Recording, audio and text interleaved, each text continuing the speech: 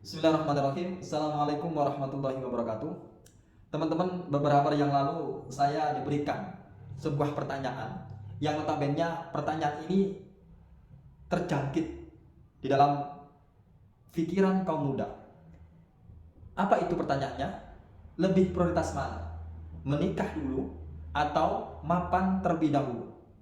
Dua kalimat ini sebetulnya tidak salah, sah-sah saja. Teman-teman mau menikah dulu juga boleh, baru untuk soal kemapanan dicari dengan bersama pasangan kita.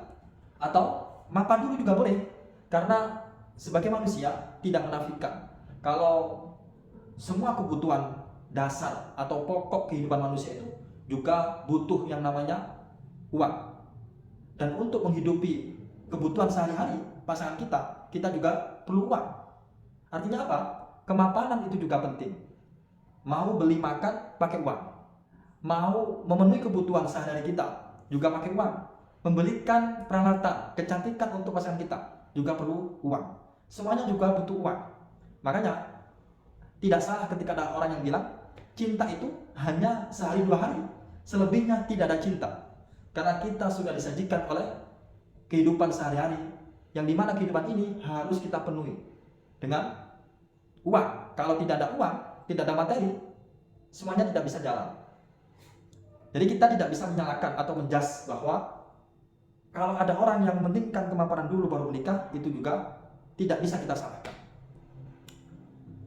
Kemudian kalau menikah dulu baru mapan, itu pun juga boleh. Artinya apa? Orang beranggapan kemapanan itu bisa dicari bersama-sama. Kalau kita melihat ungkapannya Pak Habibie, beliau sampaikan kalau ada jodohnya menikah dulu lebih baik. Karena soal kemapanan, soal materi itu bisa dicari dengan pasangan kita, dengan bersama-sama. Karena semuanya itu akan mengikuti.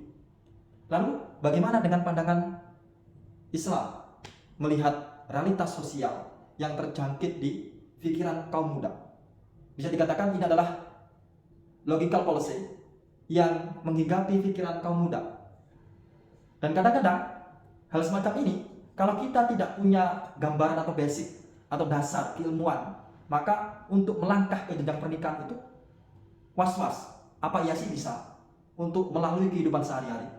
Di dalam Al-Quran surat An-Nur ayat 32, Allah Subhanahu wa taala berfirman, "Wa ankihuul ayyama minkum was-solihina min ibadikum wa imaikum." Dan nikahkanlah orang-orang yang sembilan di antara kamu dan orang-orang yang layak menikah dari hamba-hamba sayamu yang laki-laki dan hamba-hamba sayamu yang perempuan. Dan ini menarik, harus kita cermati. Kalimat berikutnya Allah menegaskan, "Iyakunu fuqara'a yughnihimullahu min fadlih." Jika kalian dalam keadaan fuqara, yaitu fakir, yughnihimullahu min fadlih, niscaya Allah akan mencukupkan dengan karunia-Nya.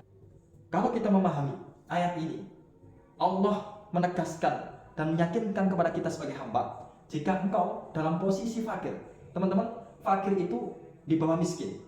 Keadaan miskin itu ada pekerjaan tapi cukup untuk makan. Kalau fakir itu di bawah miskin, pekerjaan tidak ada, serabutan, dan untuk makan pun besok itu kita nggak tahu mau makan apa. Janji Allah, jika seorang hamba menikah dalam keadaan fakir, maka Allah akan mencukupkan dengan karunia-Nya. Itu janji Allah. Saya jadi teringat dengan kisah hidup saya. Awal mula ketika saya mau menikah juga demikian. Apakah cukup untuk menghidupi istri saya? Apakah cukup ketika kita membangun rumah tangga, mampu menghidupi kebutuhan, mengcover seluruh kebutuhannya, apakah cukup?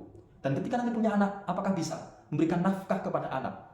Ternyata qadarullah, Allah memberikan kemudahan-kemudahan yang saya lalui dengan istri saya, dengan berbagai macam karunia-Nya, sehingga waktu itu kami pun cukup untuk membangun rumah tangga. Dan sampai sekarang alhamdulillah sudah tahun ketiga, dan saya alhamdulillah sudah dikaruniai seorang putra dan umur 8 bulan, dan semuanya adalah berkat rahmat Allah Subhanahu wa taala. Dulu pada waktu saya hendak mau menikah, saya tanya sama istri saya, kalau engkau mau menikah dengan saya dan menerima saya sebagai imammu, saya saat ini bekerja dengan gaji satu bulan waktu itu 1.600.000 atau enggak 1.700.000 waktu itu. Kemudian saya tanya sama istri saya, kalau posisi saya seperti ini, saya hanya mampu memberikan uang 1 juta untuk engkau, dan itu pun 1 juta pun itu buat makan kita berdua. Kemudian yang 400 saya berikan untuk keluarga saya, sepupu, orang tua, dan sanak kerabat. Kemudian yang 300.000 untuk saya beli bensin untuk berangkat kerja pulang dan seterusnya. Tapi alhamdulillah kita lalui di waktu itu dengan berbagai kondisi dan rintangan yang kita lalui, Allah berikan kemudahan. Dan sampai saat ini kita merasakan kebahagiaan, dan janji Allah itu benar bahwa Allah akan mencukupkan dengan karunia-Nya sampai kita punya momongan. Dan teman-teman tahu, momongan itu butuh biaya berapa sebulannya? Untuk anak saja itu 1 bulan itu 1 juta, belum lagi yang lain-lain, dan bisa dibayangkan. Nah, kemudahan-kemudahan yang saya dapatkan dengan keluarga saya itu kan berarti semuanya ini dari Allah Subhanahu wa Ta'ala.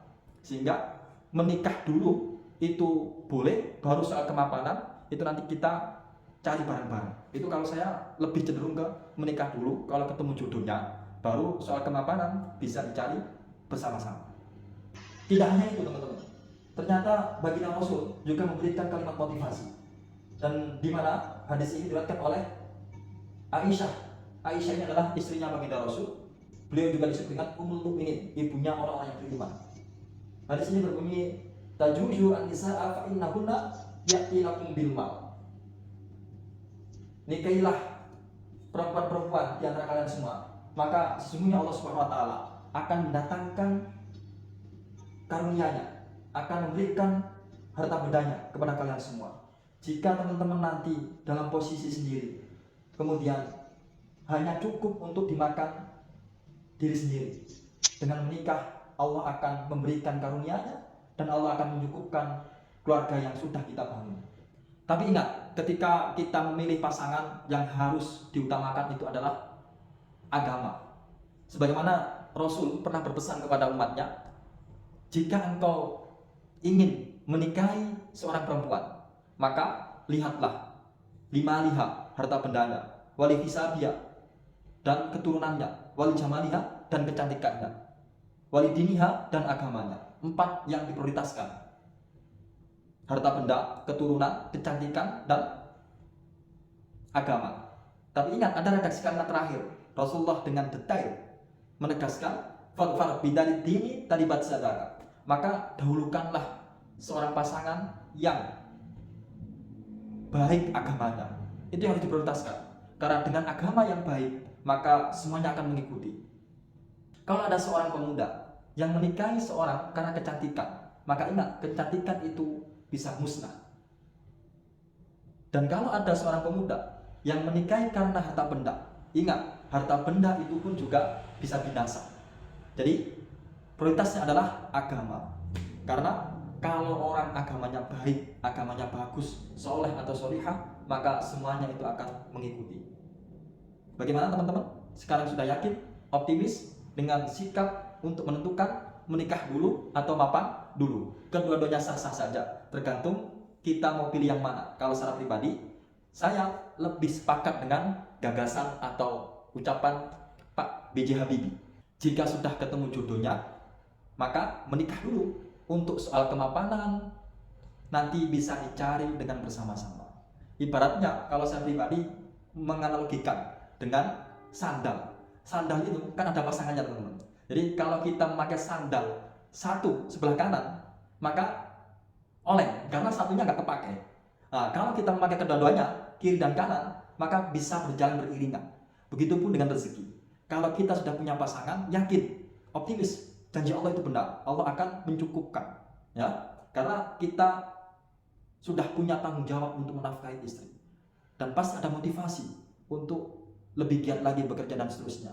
Dan di rumah pun nanti kita ada teman ngobrol, karena menikah itu 75% isinya adalah ngobrol, berbicara dengan pasangan kita, keluh kesah hidup kita dan sebagainya.